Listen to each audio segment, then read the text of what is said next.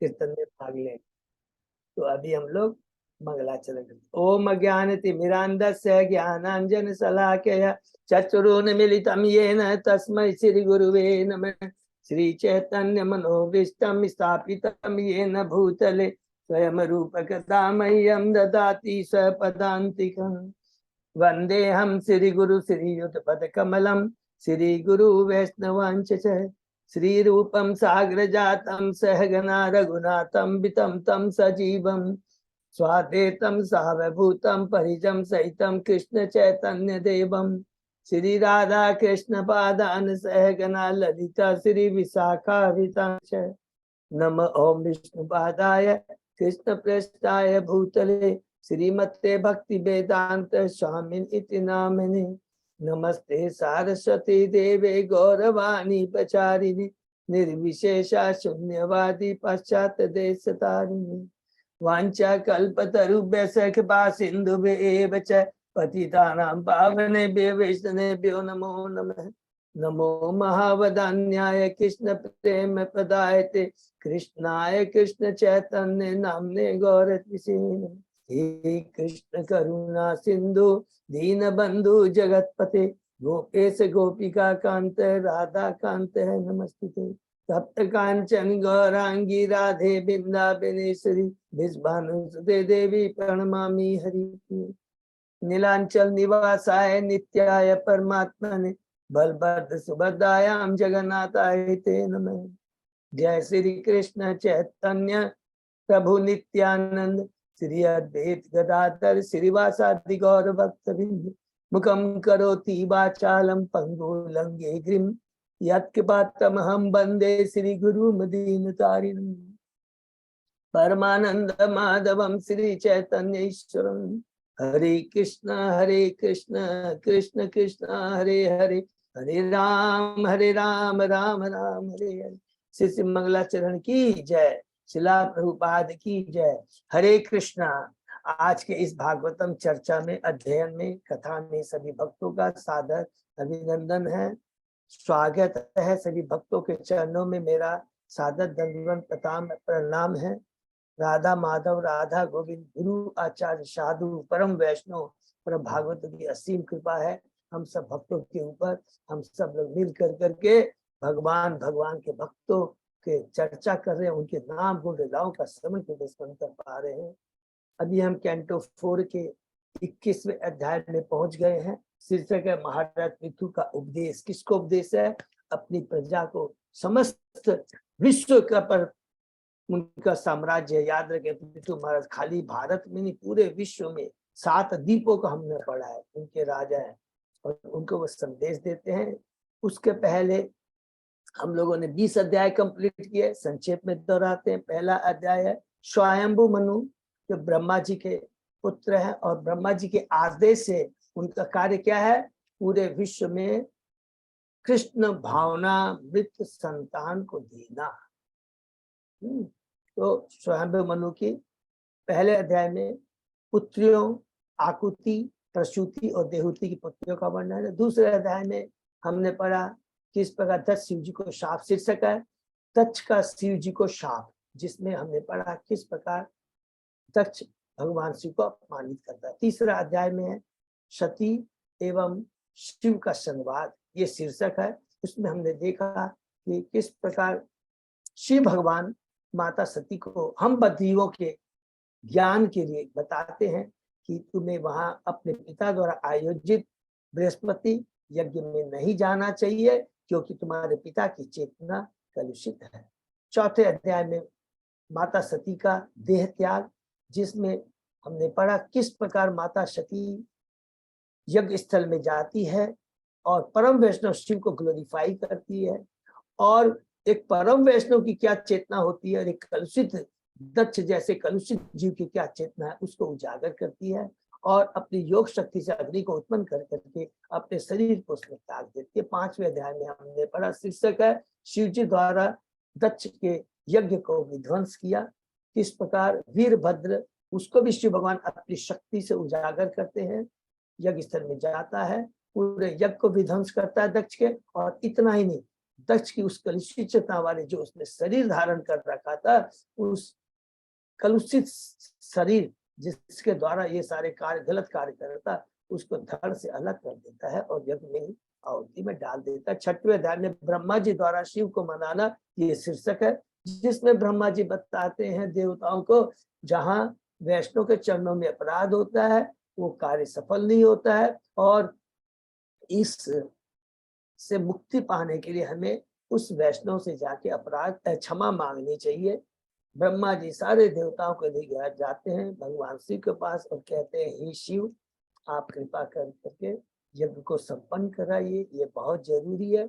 और दूसरी बात है कि ब्राह्मण की हत्या नहीं होना चाहिए, दक्ष ब्राह्मण। 7वें अध्याय में प्रवेश करते हैं, शीर्षक है दक्ष द्वारा यज्ञ का संपन्न होना। शिव जी ब्रह्मा जी के आदेश को सिरोधार्य रख करके यज्ञ स्थल में जाते हैं।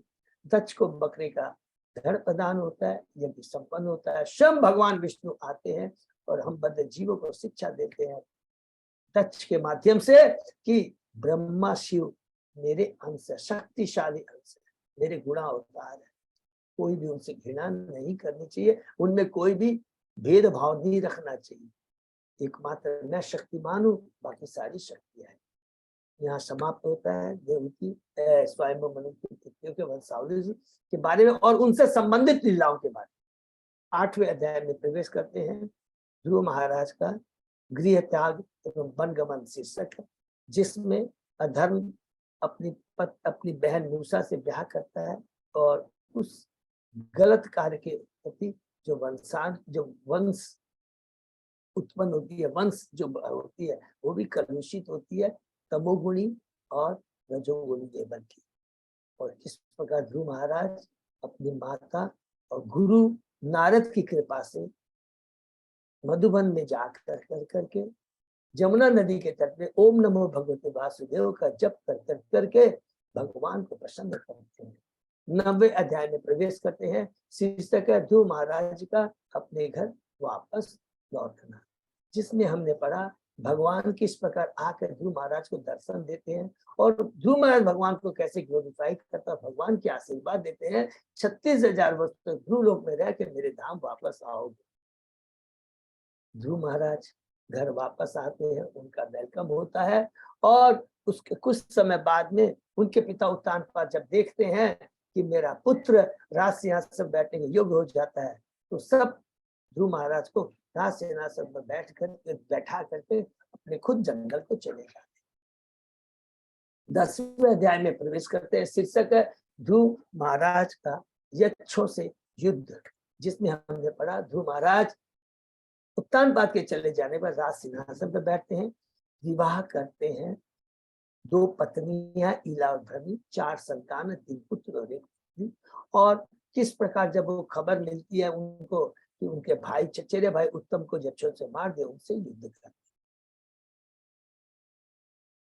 11वें अध्याय में प्रवेश करते हैं, शीर्षक है स्वयंभू मनु द्वारा ध्रुव को सलाह देना।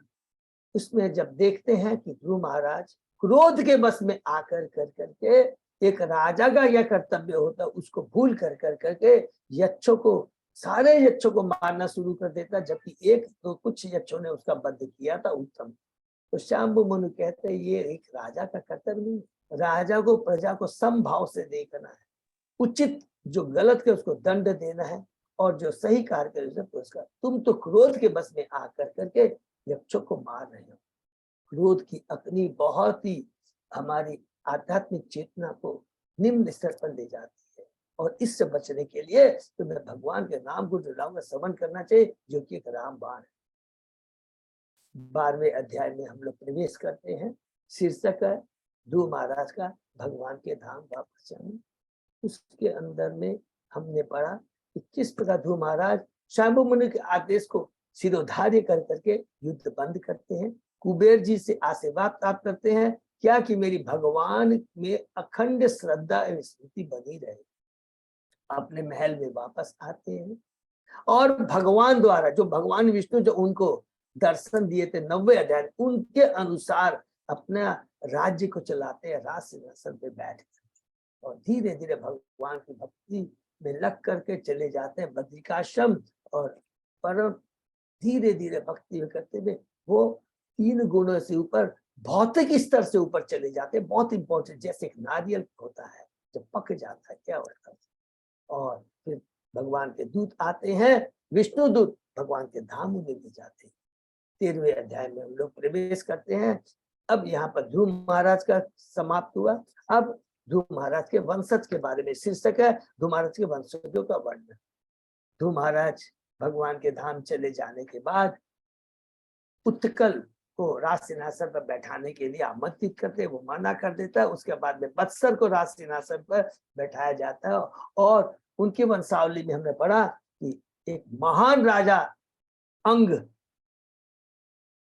उत्पन्न होते हैं, और उनका पुत्र होता है बैन। अंग महाराज किस प्रकार पहले तो पुत्र की याचना करते हैं, और फिर हम बद्ध जीव को बताते हैं कि देखिए, कोई भी जो चीज हमारी आसक्ति को उत्पन्न करती है, या परिवार हो या धन हो, वो हमारे बंधन का कारण है। मेरे को कुपूत मिला है, ये मेरे लिए बहुत बड़ी सौभाग्य की बात है, क्योंकि मेरी आसक्ति कट गई है, और मैं सब कुछ छोड़ के वन को चला जाऊंगा। 14 अध्याय, और वन को छोड़ के चले जाते हैं। 14वें अध्याय में प्रवेश करते हैं। राजा बैन की कथा हमने पढ़ा। राजा बैन गद्दी पर बैठता है तो किस प्रकार सारे धार्मिक कार्यों को बंद कर देता है, क्रूरता पूर्वक, क्रूरता पर जानवरों को मारता। इतना ही नहीं, अपने क्लासमेट्स को, माने जो उसके साथियों, उनको भी खाली नहीं मारता था, जान से मार देता था। इतना देखे क्रूर था। ऋषि क्रोधित हो जाते हैं, अपने हुंकार से पहले समझाते हैं, नहीं मानता है तो अपने हुंकार से उसे मार देते हैं, और फिर उसके जांगों, मृत सिर के जांगों का मंथन करते हैं, जिससे निषाद उत्पन्न होता है।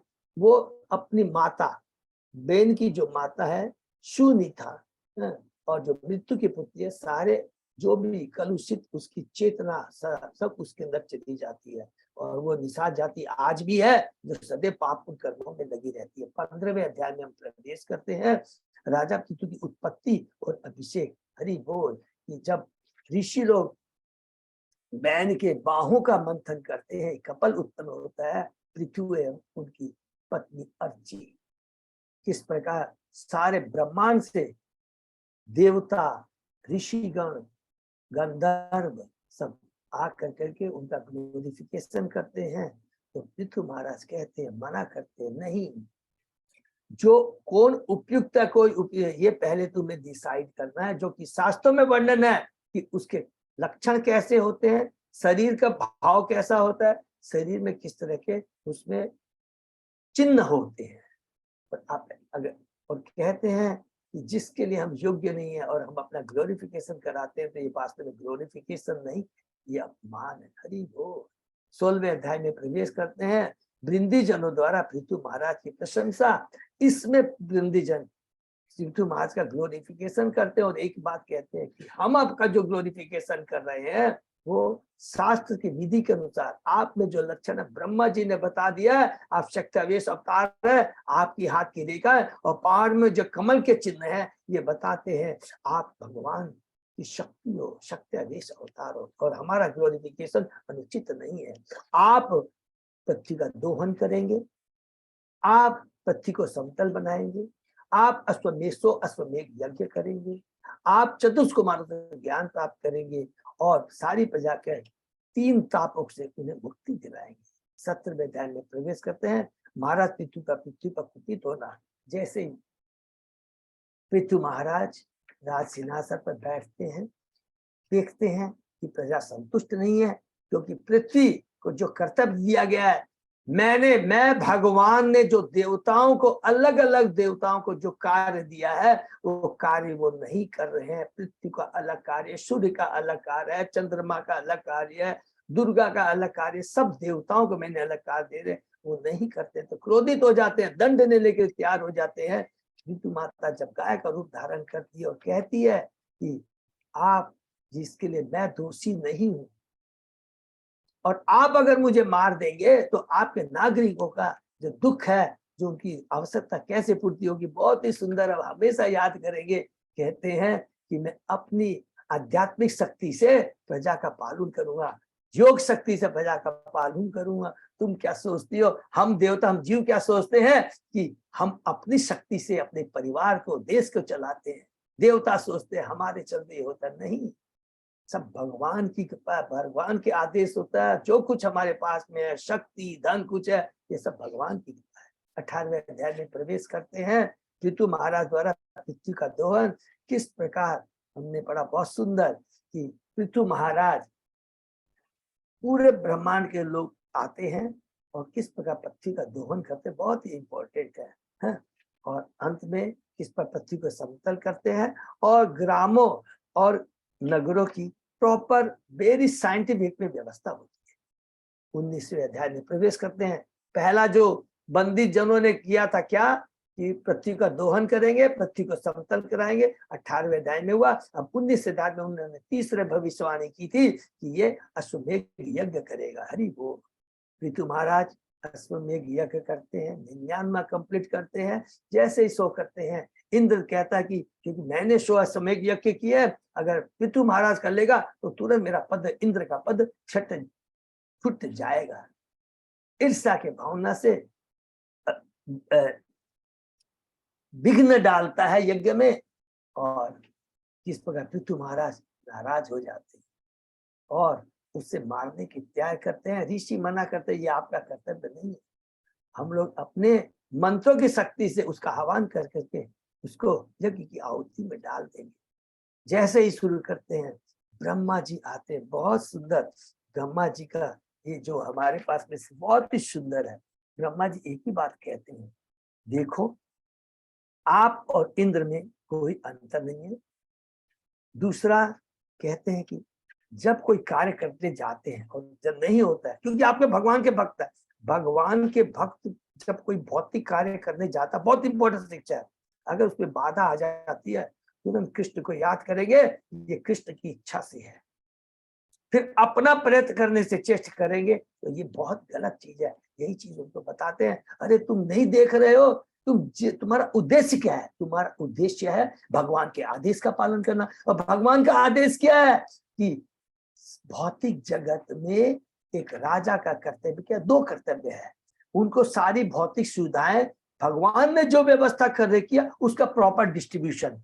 कोई भी शक्ति नहीं है जो कुछ पैदा कर दे, केवल हमें आदेश है भगवान का कि हमने जो पृथ्वी को दे दिया, ब्रह्मांड को दे दिया, उसका मेरे आदेश के अनुसार प्रॉपर डिस्ट्रीब्यूशन हो, नंबर 1। दूसरा, जो हमारी बद्ध जीव है, इनको किस प्रकार कृष्ण से जोड़कर, मुझसे जोड़ करके पुनः मेरे धाम में इन्हें वापस देना, यही काम। लेकिन तुम तो उल्टा काम कर रहे हो। तुम जो काम कर रहे हो, देखो इंद्र जो कि मेरा भगवान का ही अंश है, अधर्म पर अधर्म किए जा रहा है।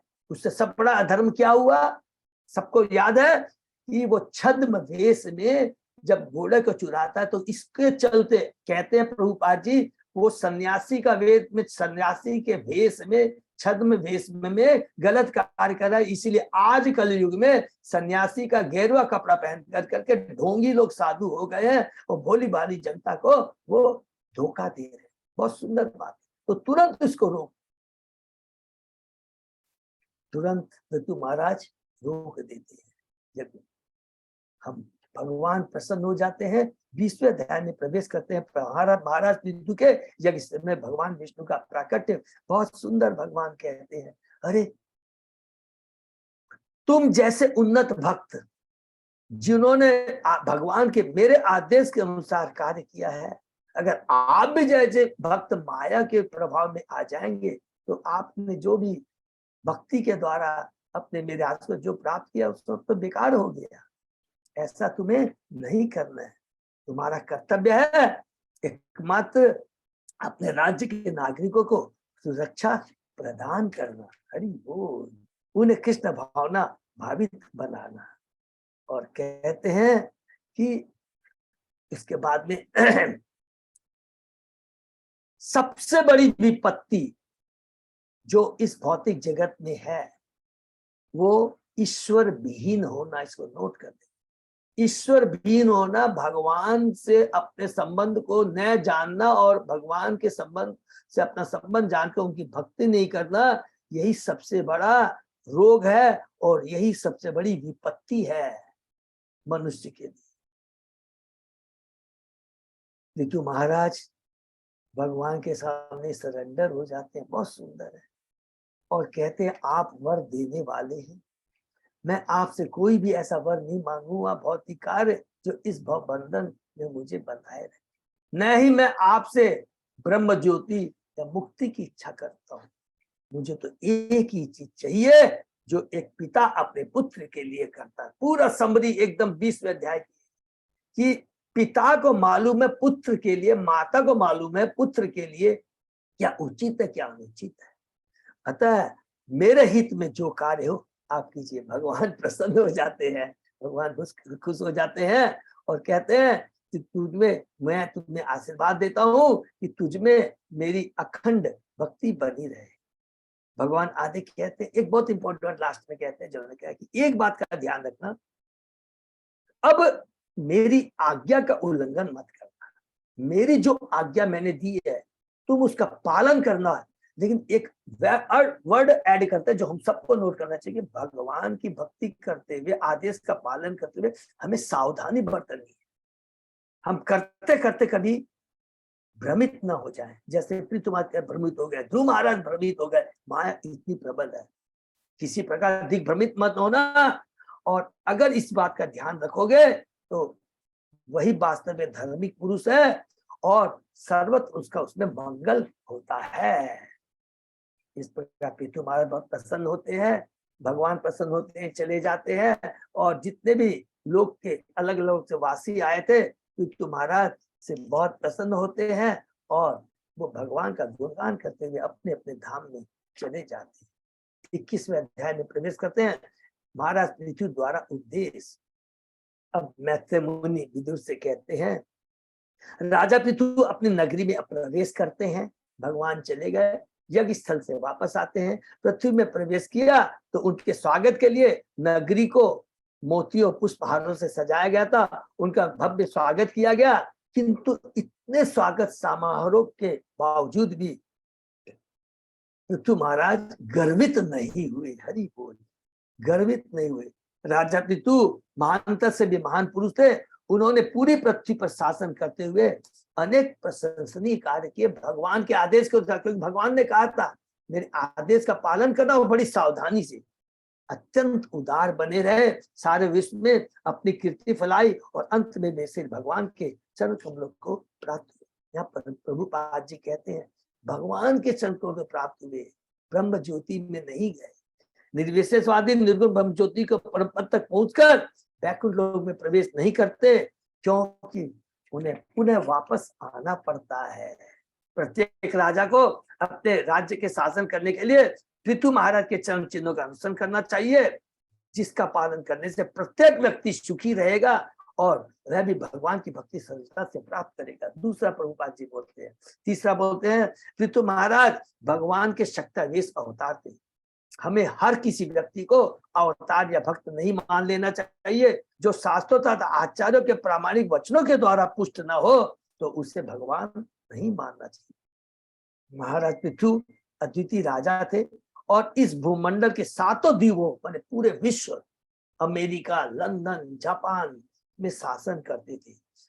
उनके अटल आदेश का यदि कोई उल्लंघन कर सकता है तो एकमात्र होकर ब्राह्मण और वैष्णव है। तो उसको सबने समझ में आ गया होगा ना कि भगवान इस भौतिक जगत में जो राजर्षि होते हैं ना, एक मिनट बहुत ध्यान से सुनेंगे, ये सारे वेदों में जो नियम बताए गए हैं, जो बद्ध जीव है, जो भी तो कृष्ण के बारे में नहीं जानते, उनके लिए जैसे ही वो वैदिक जो आदेश हैं उनसे ऊपर उठ जाता है, अर्थात जिसको समझ में आ जाता है कि मैं कौन हूँ, भगवान कौन है, मेरा भगवान से क्या संबंध है और भगवान से किस प्रकार खोए हुए संबंध को पुनः स्थापित किया जाता है, ये आदेश उनके लिए नहीं है। वो तो ब्राह्मण परम वैष्णव है। राजा के सेना कभी भी साधु या भगवान विष्णु के भक्तों को वश में करने के लिए जारी नहीं किए जाते। राजा द्वारा लोग तब तक शासन में रहते जब तक वैष्णव तथा ब्राह्मण के पद तक नहीं पहुंच जाते। हरि बोल। एक बार महाराज पृथु ने, अब उसके बाद में यहाँ पर अब बताता, हमने पढ़ा कि एक बार महाराज पृथु ने यज्ञ संपन्न करने का व्रत किया, जिसमें ऋषि, ब्राह्मण, स्वर्ग लोक से देवता तथा बड़े बड़े राजर्षि एकत्र। पृथु महाराज के समस्त अतिथियों की उनकी वेदों के अनुसार यथा योग्य उनकी पूजा की, उनका अभिनंदन किया। यहाँ तक पढ़ा और उसके आगे अब पढ़ेंगे कि यज्ञ वो जो संपन्न कर रहे हैं किस प्रकार पूरे विश्व के लोग आए हैं, याद रखिए पूरे ब्रह्मांड के लोग आए हैं और उनको क्या उपदेश देते हैं। तो इसको हम लोग आज आगे बढ़े। ओम नमो भगवते वासुदेवाय, ओम नमो भगवते वासुदेवाय, ओम नमो भगवते वासुदेवाय। नारायण नमस्कृत नरम चैव नरोत्तमं देवी सरस्वती व्यासं ततो जयमुदीरये। नष्टायेषु अभद्रेषु नित्यं भागवत सेवया भगवती उत्तम श्लोके भक्ति भवति नैष्ठिकी। कृष्णाय वासुदेवाय देवकी नंदनाय च नंद गोप कुमाराय गोविंदाय नमो। आराधयो भगवान ब्रजेश तनय ततधाम वृंदावनम रमया काचित उपासना व्रजवधू वर्गेन्द्रिया कल्पिता। श्रीमद् भागवतम प्रमाणम अमलम प्रेमापुमर्तो महान श्री चैतन्य महाप्रभो मतमिदं तत् आदरो न पर। हरे कृष्ण कृष्ण कृष्ण हरे हरे, हरे राम राम राम हरे हरे। कैंटो 4 अध्याय 21 श्लोक नंबर 15 प्रभु जी 15 से प्रभु। हाँ Prabhu ji. Thank you thank you. तो 15 से शुरू करते हैं। प्राण सुपिना यत भुजो गोर कंजारु क्षण सुनाश सुमुख सौम्य पिनांस सुद्विज स्मित। हरि बोल। राजा पृथ्वी का शरीर अत्यंत ऊंचा और पुष्ट था और उसका रंग गोरा था। उनकी बाहें पूर्ण तथा चौड़ी और नेत्र दुर्दीयमान सूर्य के समान थी। उनकी नाक सीधी, मुख अत्यंत सुंदर तथा व्यक्तित्व सौम्य था। मुस्कान से युक्त उनके मुख में दांत सुंदर ढंग से लगे थे। हरि बोल। चारों वर्णों में क्षत्रिय पुरुष तथा स्त्रियां सामान्य अत्यंत सुंदर होती हैं, जैसा कि अगले श्लोकों में प्रकट है। पृथ्वी के सारे रंग न केवल आकर्षक थे वरन उनके शरीर में सभी शुभ लक्षण प्राप्त थे। कहा जाता है मुख मन का सूचक है। मनुष्य की मानसिक स्थिति उनके चेहरे की बनावट से प्रकट होती है। किसी विशेष पुरुष की शारीरिक बनावट उसके पूर्व कर्मों के अनुसार होती है। ये बहुत इंपॉर्टेंट चीज है। देखिए बहुत चीज है, ठीक है, भले ही ये हो बहुत ही, लेकिन बहुत इंपॉर्टेंट बात लिखा प्रभुपाद जी ने। किसी विशेष पुरुष की शारीरिक बनावट उसके पूर्व कर्म के अनुसार होती है, क्योंकि पूर्व कर्मों के अनुसार ही भविष्य में उसकी शारीरिक बनावट होगी, चाहे मानव समाज हो चाहे पशु या देवताओं का समाज हो। इससे कहते हैं ना फेस रीडिंग से बहुत बोलते हैं ना लोग, पहचान जाते हैं कि इसका मेंटेलिटी कैसी है, चेतना कैसे। विभिन्न प्रकार के शरीरों में देहांतर का यही प्रमाण है। व्यूढ़ बृहत श्रोणी बलि बलगु दलोदर आवर्तनादि ओजस्वी कांचनोरु उदग्रपात। भारत पृथ्वी की छाती चौड़ी थी, उनकी कमर अत्यंत स्थूल तथा उनका उदर बल पड़े हुए होने के कारण बट बीज की पत्तियों की रचना के समान लग रहा था। उनकी नाभि भंवर जैसी तथा गहरी, उनकी जांघें सुनहरे रंग की तथा उनके पंजे उभरे हुए थे। हरि बोल। सूक्ष्म वक्रासित स्निग्ध मूर्धज कंबु कंधर महाधने दुकुल अग्रिये परिधायो पवीय च। उनके सिर के काले तथा चिकने बाल अत्यंत सुंदर तथा घुंघराले थे और शंख जैसी गर्दन शुभ रेखाओं से अलंकृत थी। वे अत्यंत मूल्यवान धोती पहने थे और शरीर के ऊपरी भाग में चादर ओढ़े थे। हरि बोल। व्यंजिता शेष गात्र श्री नियमे नयस्त भूषण कृष्णा जीन धर श्रीमान कुशपाणी कृतोचिता। चूंकि महाराज को यज्ञ संपन्न करने के लिए दीक्षित किया जा रहा था, अतः उन्हें अपने बहुमूल्य वस्त्र उतारने पड़े थे, जिससे से उनकी प्राकृतिक शारीरिक शोभा दृष्टिगोचर हो रही थी। हरि बोल। उन्हें काला मृग चर्म पहने तथा उंगली में कुश बलय पैंती पहने देखकर अच्छा लग रहा था, क्योंकि इससे उनकी शारीरिक कांति बढ़ गई थी। ऐसा प्रतीत होता था कि यज्ञ के पूर्व महाराज पितु समस्त विधि सम्मत कृत्य संपन्न कर चुके थे। शिशिर स्निग्ध ताराक्ष समेक्षत समन्ततः उच्चवाणी दमुर्विशः सदा सहर्ष यन्निव। सभा के सदस्यों को प्रोत्साहित करने तथा उनकी प्रसन्नता को बढ़ाने के लिए राजा पृथु ने ओस से नम आकाश में तारों के समान नेत्रों से उन पर दृष्टि फेरी और फिर गंभीर वाणी से उनसे कहा, हरि वो यहाँ पृथ्वी महाराज दे रहे उपदेश। चारु चित्र पदम सलक्षणम मृष्टम गूढ़म अविकलवम सर्वेषाम उपकारार्थ तदा अनुवदनीय। महाराज पृथु का भाषण अत्यंत सुंदर, अलंकारिक, सुस्पष्ट तथा श्रुति मधुर था। उनके शब्द अत्यंत गंभीर तथा अर्थवान थे। ऐसा प्रतीत हो रहा था मानो वे बोलते समय परम सत्य संबंधी अपनी निजी अनुभूति व्यक्त कर रहे थे, जिससे वहां उपस्थित सभी लोग लाभ उठा सके। गंभीर तथा अर्थवान हमारा प्रजल्प नहीं होना चाहिए। प्रभु जी हरे कृष्ण। प्रभु जी धन्यवाद, प्रणाम। हाँ माता जी। ये 18 नंबर श्लोक है, कृष्णा जिन परिधान किया, वो क्या चीज है? कृष्णा जिन क्या चीज? 18 नंबर श्लोक में कृष्णा जिन परिधान किया था महाराज ने, हाँ, काला चमड़ा, काबला चमड़ा पहना था। ओ अच्छा, ठीक है ना। हाँ, ओके। महाराज पृथु की शारीरिक बनावट अत्यंत सुंदर थी और उनकी वाणी भी सभी प्रकार से ओजस्वी थी। हरि बोल। उनके शब्द अलंकारिक भाषा से युक्त होने से सुनने में मधुर, विनम्र तथा सुस्पष्ट और किसी प्रकार की शंका या द्विधा से रहित। हरि बोल। अब पृथु महाराज बोलने जा रहे हैं। राजोवाच सभ्य श्रुणित भद्रम वैसाधवो इहागता सत्यसु जिज्ञासु भी धर्मम आवेद्यम स्वयं मनीषितम। राजा पृथु ने कहा, हे सभासदों, आप सबका कल्याण हो। जितने भी महापुरुष इस सभा में उपस्थित हैं, वे मेरी प्रार्थना को ध्यान पूर्वक सुने। जो भी व्यक्ति वास्तव में कुछ जानने का इच्छुक हो, वह बद्ध पुरुषों की इस सभा के समय अपना निश्चय प्रस्तुत करे। हरि बोल।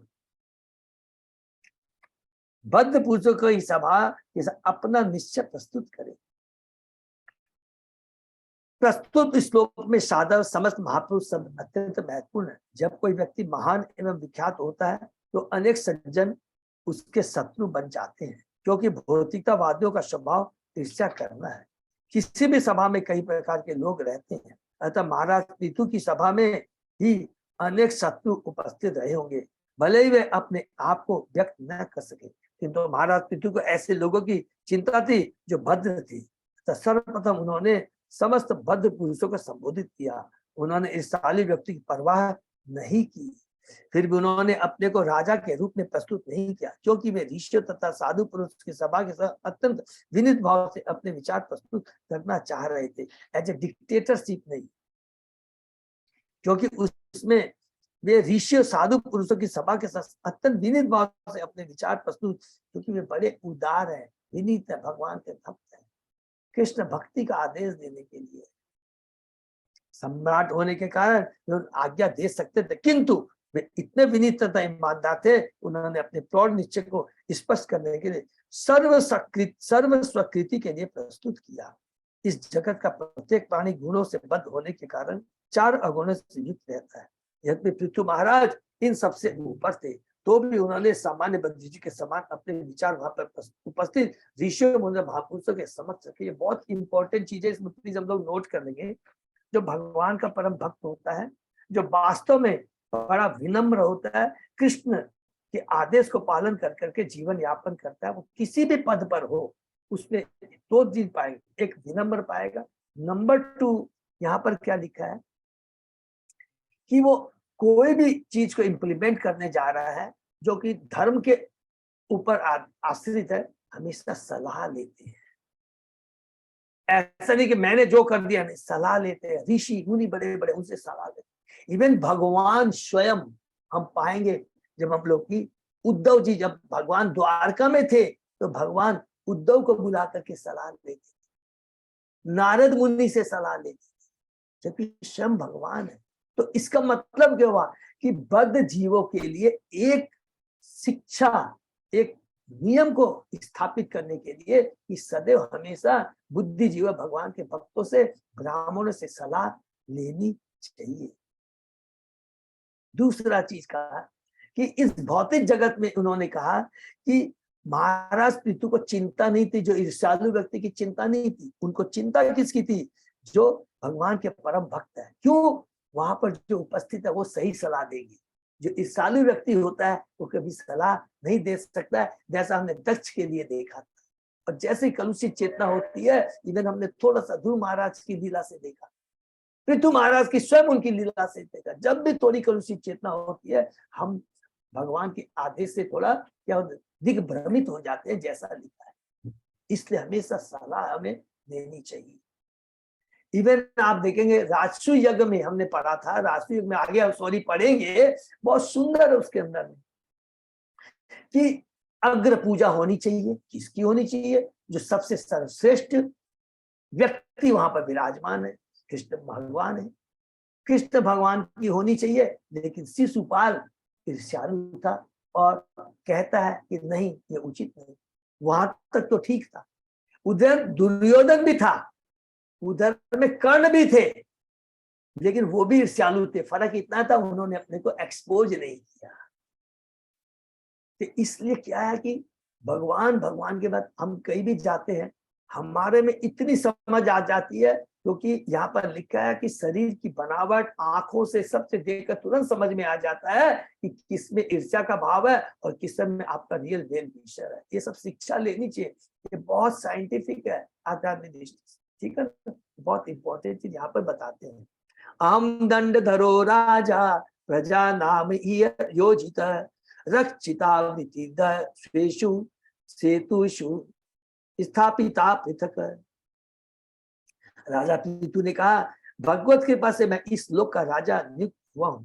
भगवत कृपा से, देखिए एक एक वर्ड में, और मैं प्रजा के ऊपर शासन करने, उसे विपत्ति से बचाने तथा वैदिक आदेश से स्थापित सामाजिक व्यवस्था में प्रत्येक की स्थिति के अनुसार उसे आजीविका प्रदान करने के लिए यह राजदंड धारण कर रहा हूं। कितना इंपॉर्टेंट है, क्या क्या चीज लिखा है? भगवान की कृपा से मुझे यहाँ भेजा गया है, इसलिए हमको पास जो कुछ भी है, धन है, अच्छी पोजीशन है, ज्ञानी हूँ, सब भगवान की कृपा है। और उसका सदुपयोग होना चाहिए, अर्थात भगवान की सेवा के लिए होना चाहिए। और प्रजा में ऊपर साधे विपत्ति से बचाने, वो दोनों भौतिक एंड आध्यात्मिक तथा वैदिक आदर्श से स्थापित समाज व्यवस्था में हमने पढ़ा है, वर्णाश्रम धर्म का पूरा करना है, यज्ञ संपन्न करना है। और किसके अंदर? जीव की स्थिति के अनुसार, उसकी योग्यता के अनुसार, कौन ब्राह्मण है, कौन क्षत्रिय है, कौन वैश्य है, कौन उसके जीविका प्रदान करने के लिए राजदंड धारण कर रहा हूं। ये बहुत इंपॉर्टेंट चीज, सब नोट करिए। एक एक श्लोक में कितनी बड़ी बातें लिखा है। यहाँ माना जाता है कि राजा की नियुक्ति से भगवान द्वारा अपने लोक विशेष के हित की रक्षा के लिए की जाती है। प्रत्येक लोक में एक प्रमुख व्यक्ति होता है, जिसमें आजकल प्रत्येक देश का एक राष्ट्रपति होता है। यदि कोई राष्ट्रपति या राजा बनता है तो ये समझना चाहिए कि ये सुअवसर ईश्वर प्रदत्त है। कितनी बड़ी बात कह रहे हैं, इस छोटी सी चीज में कितनी बड़ी बात लिखी है। हमको भी यदि कोई कार्य दिया जाता है, पहले आचार फिर प्रचार का कार्य दिया जाता है, तो हमें बहुत सतर्क रहना चाहिए, घमंडित नहीं होना चाहिए। बहुत बड़ा दायित्व है। इस तो जो वास्तव में कृष्ण भक्त होता है, उसे सदैव चिंता रहती है कि मैं भगवान के आदेशों का स्वयं पालन करके आचार में ला करके कैसे प्रचार करूं। यही एकमात्र कर्तव्य है। वैदिक पद्धति के अनुसार राजा को ईश्वर का प्रतिनिधि मानकर प्रजा द्वारा उसका ईश्वर के ही समान आदर किया जाता है। हरि बोल। वास्तव में परमेश्वर समस्त जीवात्माओं का और विशेष रूप से मनुष्यों का पालन करता है, क्योंकि उसकी चेतना मनुष्य की विकसित होती है, जिससे वे उच्च पद प्राप्त करें। निम्न योनियों में अनेक जन्म लेते रहने के बाद जब जीवात्मा को मनुष्य योनि प्राप्त होती है, इसको नोट कर लेंगे। निम्न योनियों में अनेक जन्म लेते रहने के बाद, 84 लाख योनियों को कवर करने के बाद, जब जीवात्मा को मनुष्य योनि प्राप्त होती है और वह सभ्य जीवन बिताता है तो समाज 4 श्रेणियों में बंट जाता है, जैसा कि भगवान ने भगवद गीता में कहा है, 4 वर्ण मया सिस्टम गुण कर्म विभाग है। 4 वर्ण है, ब्राह्मण क्षत्रिय वैश्य शूद्र। और जैसा पृथु महाराज ने घोषणा की कि प्रत्येक वर्ण के प्रत्येक व्यक्ति को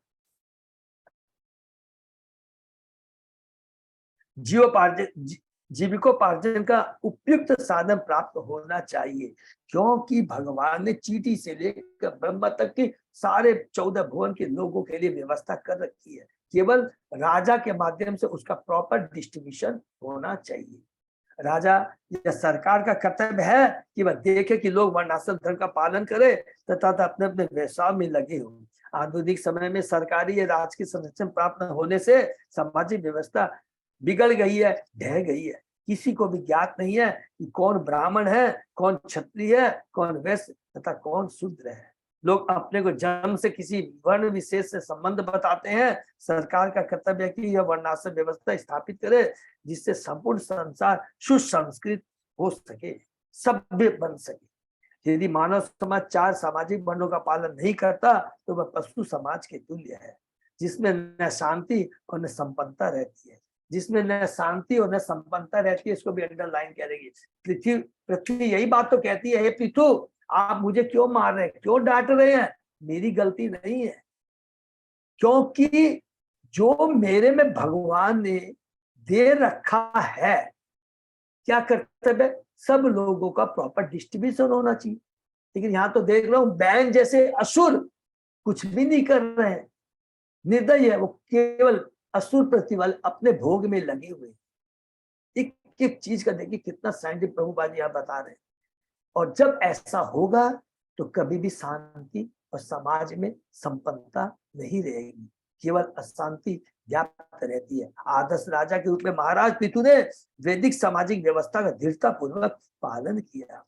प्रजायते इति प्रजा, प्रजा शब्द का अर्थ है जो जन्म लेता है, अतः पृथु महाराज ने अपने राज्य में जन्मे सभी लोगों प्रजा नाम को सुरक्षा प्रदान की। प्रजा का अर्थ न केवल मनुष्य है, वरन बहुत इंपॉर्टेंट है, वरन उसमें पशु, वृक्ष तथा अन्य सजीव प्राणी भी आते हैं। आधुनिक समाज के मूर्ख तथा धूर्तजन सरकार के उत्तरदायी क्षेत्र को नहीं जानते। पशु भी उस भूमि के नागरिक है, हरि बोल, जिसमें उनका जन्म होता है और उन्हें भी जीने का अधिकार प्राप्त है। हमें नॉन वेज, इसलिए प्रभुपाद जी ने कहा है जो नॉन वेज खाता है उसमें कौन से दुर्गुण आ जाते हैं? दया नहीं रहती। पशुओं की थोक हत्या से पशुओं की जनसंख्या में गड़बड़ी होने के कारण कसाई, देश तथा सरकार का भविष्य संकट में पड़ जाएगा। और अगर ऐसा रहा तो देश संकट में आ जाएगा। तस्मे तत् अनुष्ठानात् या नाहु ब्रह्मवादिन लोकाशु काम संदोहा यश तुष्यति दिष्ट धिक। महाराज पितु ने कहा, मेरा विचार है कि राजा के कर्तव्य पालन करने से मुझे वैदिक ज्ञान के वेताओं द्वारा वर्णित अभिस्पित प्राप्त हो सकेगा। यह गंतव्य निश्चय ही श्री भगवान की प्रसन्नता से प्राप्य है, जो समस्त नीति का दृष्टा है। हरि बोल, भगवान ही सब कुछ है। महाराज पितु ने ब्रह्मवादी ने शब्द बल दिया है। ब्रह्म वेदों का सूचक है, जिन्हें शब्द ब्रह्म भी कहा जाता है। शब्दों में सामान्य भाषा में लिखित होने पर भी सामान्य भाषा नहीं है। वैदिक साहित्य के साक्ष्य को ही अंतिम प्रमाण मानना चाहिए। जब तक प्रामाणिक वैदिक साहित्य में जो लिखा है उसी को ही प्रमाण मानना चाहिए, उसी के अनुसार जीवन यापन करना। वैदिक साहित्य में राजा के कर्तव्य पालन से संबंध में प्रचुर सूचना था।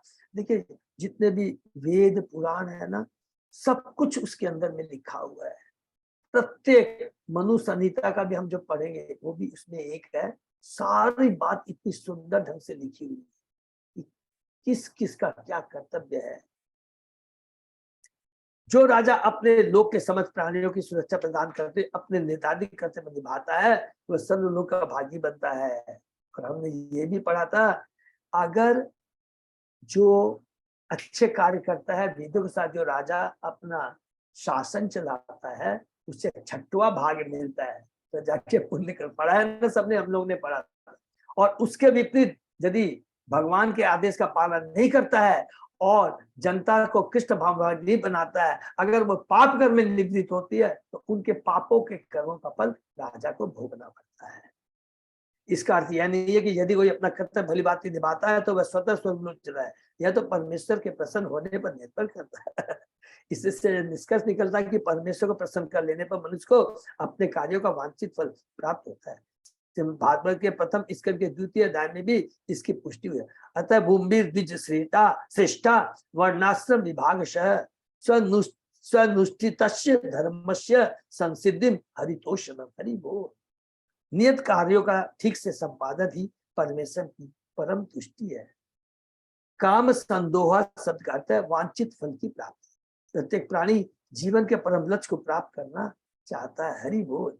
किंतु आधुनिक सभ्यता के महान वैज्ञानिक सोचते हैं कि मनुष्य की कोई योजना नहीं है। यह निपट मूर्खता अत्यंत भयावह है और सभ्यता को खतरनाक बनाती है। परम लक्ष्य को प्राप्त करना, भगवान ने बार बार प्रभुपाद जी ने एक एक तात्पर्य में बोल दिया मेरा परम लक्ष्य क्या है। केवल वेदों की चिपड़ी चुपड़ी बातों जो हमारी भौतिक इंद्रियों को तुष्ट करती है उतने तक नहीं रहना है। ये तो इसलिए बताया गया छीना झपटी मत करो, सभ्य मनुष्य बनो, वर्णाश्रम के नियम का पालन करो और उसके बाद सभ्य मनुष्य बन कर करके जो जीवन का परम लक्ष्य है भगवान से अपने को जोड़ो।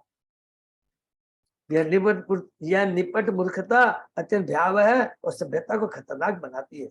लोग प्रकृति के उन नियमों को नहीं जानते जो परमेश्वर के आदेश है। पक्के नास्तिक होने के कारण उनका ईश्वर के अस्तित्व तथा उनके आदेशों पर विश्वास नहीं होता। अतः वे यह नहीं जान पाते कि प्रकृति किस प्रकार कार्य करती है। भगवान ने गीता में खुद कहा माया दक्षिण प्रकृति सुसरा।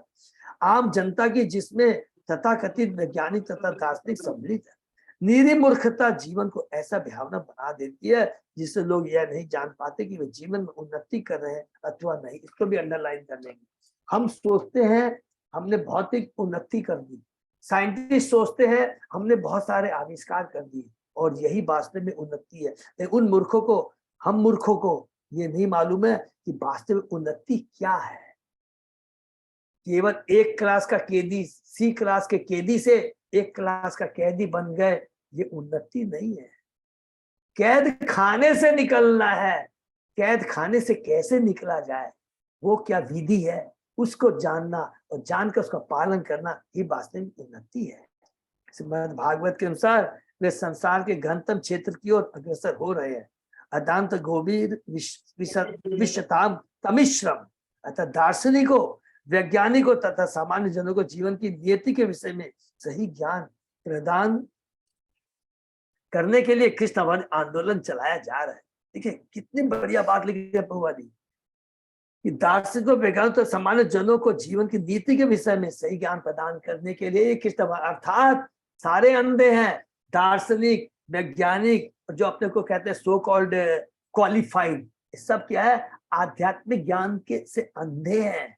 और उन लोगों को ही ज्ञान, वास्तविक ज्ञान प्रदान करने के लिए प्रभुपाद जी कहते हैं मैंने ये कृष्ण भक्त आंदोलन चलाया है। हरि बोल। प्रत्येक व्यक्ति को इस आंदोलन से लाभ उठाना चाहिए और यह सीखना चाहिए कि जीवन का वास्तविक लक्ष्य क्या है। प्रभुपाद की जय।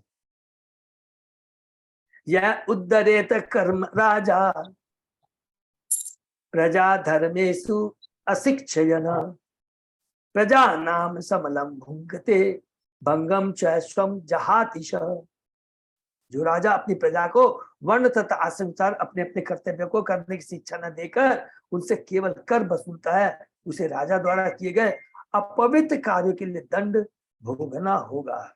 ऐसी अवनति के साथ ही राजा की अपनी संपत्ति भी जाती रहती है।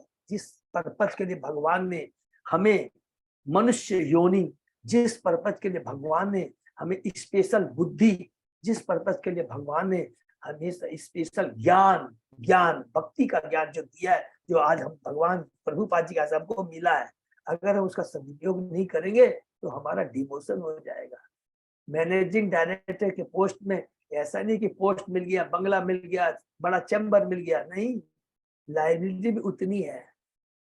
और जितना ऊंचा जाते हैं, गलत काम करते हैं, उतना गलत, उतने ऊंचाई से हम नीचे गिरेंगे। एक तल्ले से गिरेंगे तो थोड़ी चोट लगेगी, लेकिन 10 तल्ले से गिरेंगे तो क्या होगा, बहुत बड़ी चोट लगेगी। तो इसलिए हमको जब मनुष्य योनि मिली है, हमारा जो कर्तव्य है, भगवान की कृपा, गुरु आचार्य की कृपा मिली है, उसे हमें सदुपयोग करना है, दुरुपयोग नहीं। राजा, प्रधानमंत्री, अधीक्षक को चाहिए कि अपना कर्तव्य निभाए बिना केवल अपने पद पर न बना रहे, उसे अपने राज्य के अंतर्गत लोगों को सिखाना चाहिए कि वर्ण तथा आश्रम धर्म का कैसे निर्वाह किया जाए। यदि राजा ऐसे आदेश देने में ढिलाई बरतता है और कर लगाने में संतुष्ट रहता है, तो जो इस संग्रह में शरीक होते हैं तथा सभी सरकारी कर्मचारी तथा राज्य का उन्हें जनता के अपवित्र कार्यों का भागी होना पड़ता है। प्रकृति के नियम अत्यंत सूक्ष्म है, इसको अंडरलाइन करेंगे। प्रकृति के नियम अत्यंत सूक्ष्म है। हम सोचते हैं कि हम अपनी चापुलिसी करके इसको कर देंगे, नहीं, प्रकृति के नियम अत्यंत सूक्ष्म है। उदाहरणार्थ, यदि कोई किसी पाप में स्थान पर भोजन करता है तो वहां पर घटित पाप के कर्मफल का भागी होता है। इसलिए वैदिक प्रथा है कि गृहस्थ तमाम ब्राह्मण तथा वैष्णव को अपने घर से बोलने के लिए आमंत्रित करता है, क्योंकि ब्राह्मण और वैष्णव उनको पाप कर्म से मुक्त करा सकते हैं। किंतु ब्राह्मण तथा वैष्णव को चाहिए कि वे सभी जगहों का आमंत्रण स्वीकार न करे। ये बहुत इंपॉर्टेंट है। कई बार बोलते हैं प्रभु जाना पड़ता, क्या करेंगे। इसमें मैंने अपने जीवन में देखा है, और हम लोग जीवन देखे, बहुत सिंपल चीज है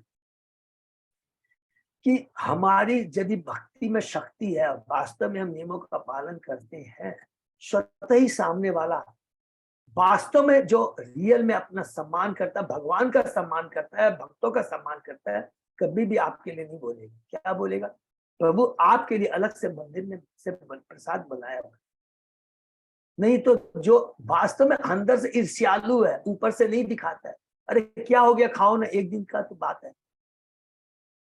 तो इसमें हमको बहुत सोच समझ करके अपने आप डिसीजन लेना चाहिए कि किसके यहाँ जाना चाहिए, किसके यहाँ नहीं जाना चाहिए, कौन सा भोजन करना चाहिए, कौन सा भोजन नहीं करना चाहिए।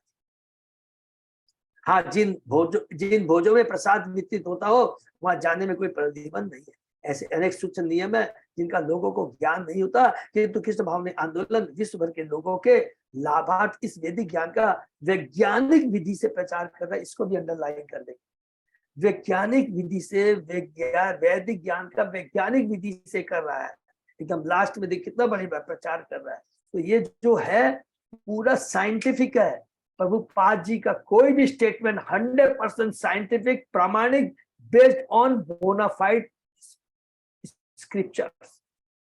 फुल स्टॉप कॉमा तक प्रभुपाद जी ने अपने मन से नहीं कहा। हरि बोल। तत्प्रजा भर्तृ पिंडार्थम स्वार्थम एव अनसूयव कुरुता अधोक्षज दिया तरही में अनुग्रह कृत। हरि बोल। तो महाराज ने कहा, अतः हे प्रजागण, तुम्हें अपने राजा की मृत्यु के बाद उसके कल्याण के लिए वन तथा आश्रम की अपनी अपनी स्थितियों के साथ अपने कर्तव्य का पालन करना चाहिए, और उसी के साथ अपने हृदय में भगवान का निरंतर चिंतन करना चाहिए। यदि हम वेदों के नियम के साथ वर्णाश्रम नियम का पालन करेंगे तो नोट करके रख लीजिए, गारंटी है। गीता में भगवान ने कहा है कि ऐसे नियम को पालन करते हुए क्या होगा, जीव तमोगुणी रजोगुणी चेतना से सतोगुणी लेवल पे पहुंच जाएगा, और जैसे सतोगुणी लेवल में पहुंचेगा, स्वयं भगवान उसके हृदय में ये प्रश्न करेंगे, हु एम आई, मैं कौन हूं, वास्तविक तुष्टि मुझे किसमें मिल सकती है, भगवान कौन है, मेरा भगवान से क्या संबंध है। तो हमारी पहले चेतना कौन सी, चेतना को जो वेदों में नियम बताया उसका पालन करते हुए उसे अपनी चेतना को सुधारना है। उसी के साथ अपने हितों में भगवान का निरंतर चिंतन करना चाहिए। ऐसा करने से तुम अपने हितों की रक्षा कर सकोगे और अपने राजा के मृत्यु उपरांत उसके कल्याण के अनुग्रह प्रदान कर सकोगे। हरि बोल। स्वयं हम अपने को बला लेना है। फिर क्या पढ़ा यहाँ पर हमने थोड़ी देर पहले, जैसे ही हम लोग वर्णाश्रम धर्म का पालन करते हैं, भगवान से छूट जाते हैं, उसके बाद में ये नियम ब्राह्मण और वैष्णव एप्लीकेबल नहीं होते हैं, जो अपने पिछले अभी अध्याय में पढ़ा था। इस श्लोक में अधोक्षधि शब्द महत्वपूर्ण, जिसका अर्थ है कृष्ण भावनामयी। राजा तथा प्रजा दोनों कृष्ण भावनामयी होना चाहिए, अन्यथा मृत्यु के बाद उन्हें निम्न योनि में जाना होगा। उत्तरदायी सरकार को चाहिए कि सबों के साथ हेतु सबों के लाभ हेतु कृष्ण भावनित की शिक्षा दी। कृष्ण भावनित के बिना राज्य तथा नागरिक कोई भी जिम्मेदार नहीं बन सकते। अतः पृथु महाराज ने नागरिक से विशेष रूप में अनुरोध किया कि वे कृष्ण भावनित हो और वे उन्हें सिखाने के लिए अत्यधिक उत्सुक थे। कृष्ण भावनित का सार भगवद गीता में 9वें अध्याय के 27 में क्या है, यत करोसि यत स्नासि यत हुओसि ददासि यत पश्यसि कौन्ते तत् कुरुष्व मदर्पण। हरि बोल। तू जो भी कर्म करे, जो कुछ भी खाए, जो कुछ भी दान दे, जो भी तपस्या करे, वह सब कृष्ण भावनित में करे या श्री कृष्ण भगवान को प्रसन्न करने के लिए। अर्थात जो भी ये कार्य करते कृष्ण को केंद्रित में रख के करना चाहिए। जो भी कर्म करें कृष्ण को केंद्र में रखें, जो भी खाएं भगवान का प्रसाद खाएं, जो भी दान दे भगवान के नाम का प्रचार करने के लिए, मंदिर बनाने के लिए के, जो भी तपस्या करे, ज्ञानी नहीं बनना, ध्यानी नहीं बनना, भक्त बनना, भगवान की भक्ति करना है। यदि सरकारी नौकरी समेत राज्य के सारे लोगों को आध्यात्मिक जीवन की विधि सिखला दी जाए तो यद्यपि प्रत्येक व्यक्ति प्रकृति के कठोर नियमों द्वारा विभिन्न प्रकार से कड़ा दंड पा सकता है, किंतु वे इससे प्रभावित नहीं होंगे। प्लीज ये अंतिम लाइन को अंडरलाइन कर लीजिए प्लीज, बहुत इंपॉर्टेंट बात है कि ये सारे कार्य करते हुए भौतिक जगत में प्रारब्ध के अनुसार कष्ट आ सकते हैं, बहुत प्रभावित, लेकिन हम उससे प्रभावित नहीं होंगे। हरिनाम भगवान की भक्ति इतनी शक्तिशाली है। हरे कृष्ण। तो विराम देते हैं। तो ये अब देखिए इतने इंपॉर्टेंट उपदेश मिलेंगे पृथु महाराज के, जिसको हमको मालूम है, लेकिन बार बार रिपीट करना बहुत जरूरी है। माया बहुत प्रबल है और इसलिए भगवान स्वयं कहते हैं पृथु महाराज को, स्वयंभू मनु स्वयं कहते हैं ध्रुव महाराज को, माया बड़ी प्रबल है।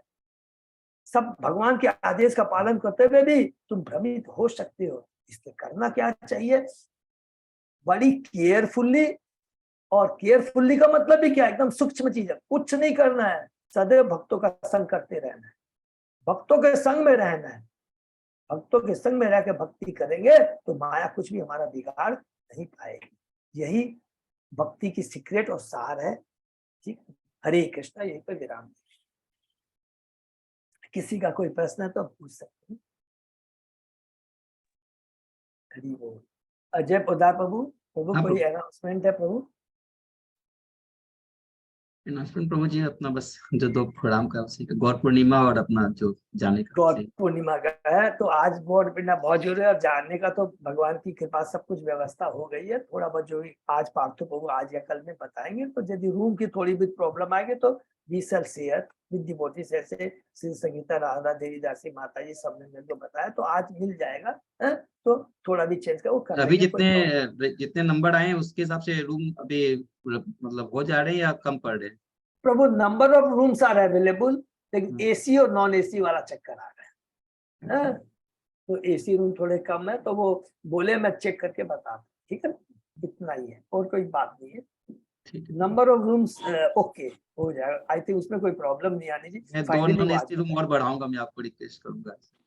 हाँ प्रभु, मैं चेष्टा कर, अगर जरूर अवेलेबल होगा तो जरूर करेंगे प्रभु। अभी भी सब लोग दे सकते हैं, तो I will sit with Partho को। नहीं होगा तो किसी को कमिटमेंट मत कीजिएगा बस प्रभु, एक दिन के लिए खाली आज का वेट कर देंगे। ओके, हरे कृष्णा।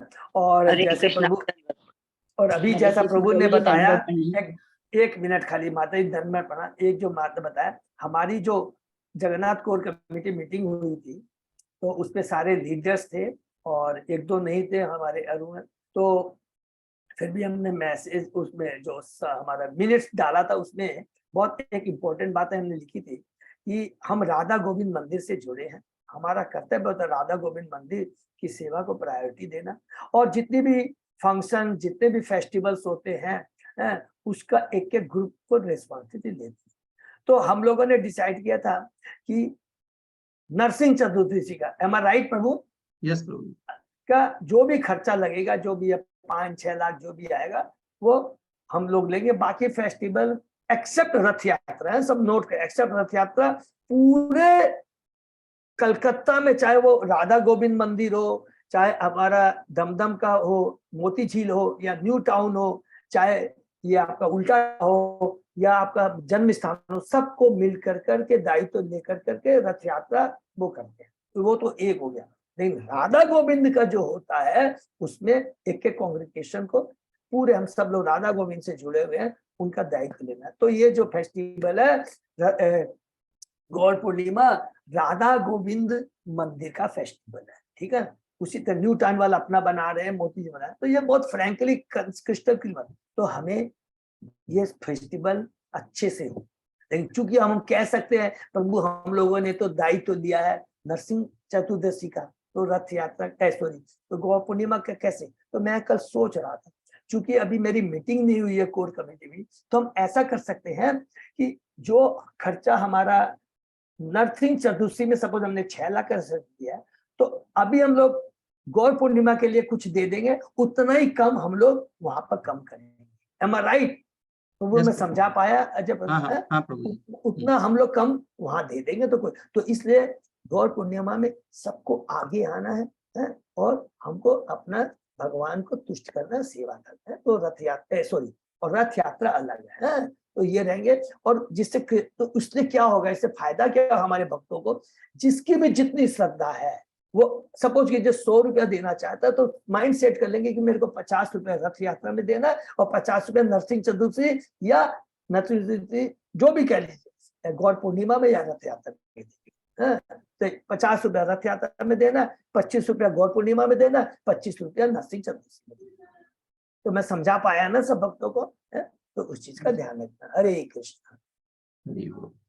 पर विराम दे। हरे कृष्णा प्रभु जी, दंडवत प्रणाम। हरे कृष्ण। बहुत बहुत धन्यवाद। विराम करते हैं, कस्बा में।